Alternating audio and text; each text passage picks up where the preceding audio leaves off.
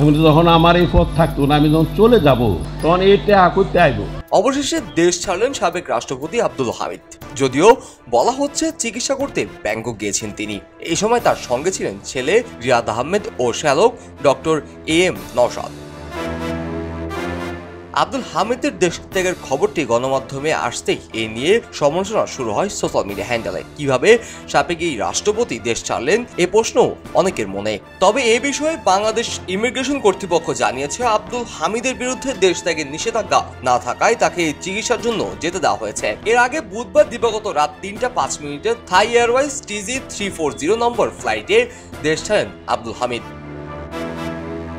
বুধবার রাত 11টার দিকে হযরত শাহজালাল আন্তর্জাতিক বিমানবন্দরে আসেন আব্দুল হামিদ। সেখানে যাওয়ার পর ইমিগ্রেশনের প্রয়োজনীয় যাচাই বাছাই শেষে দেশ ছাড়ার সবুজ সংকেত পান তিনি। আব্দুল হামিদের বিরুদ্ধে একটি হত্যা মামলা রয়েছে। গত 14 জানুয়ারি কিশোরগঞ্জ সদর থানায় তার বিরুদ্ধে এই মামলাটি দায়ের করা হয়। মামলাটিতে সাবেক প্রধানমন্ত্রী শেখ হাসিনা, শেখ রেহানা, সজীব ওয়াজেদ জয়, সাইমা ওয়াজেদ পুতুল, ওবায়দুল কাদেরেরও নাম রয়েছে।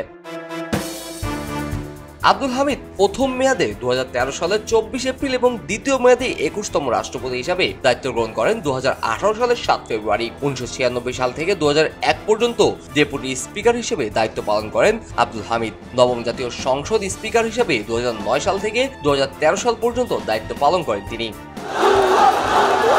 গত বছরের 5 আগস্ট ছাত্র জনতার তীব্র আন্দোলনের মুখে পতন হয় শেখ হাসিনা ও তার দল আওয়ামী লীগের। এরপর থেকেই আত্মগোপনে রয়েছেন দলটির নেতাকর্মীরা।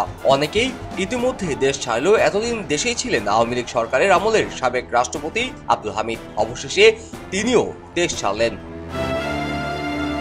ডেস্ক রিপোর্ট, খবরের কাগজ। খবরের কাগজ, এখন খবর হবে নিখাত, নির্ভীক।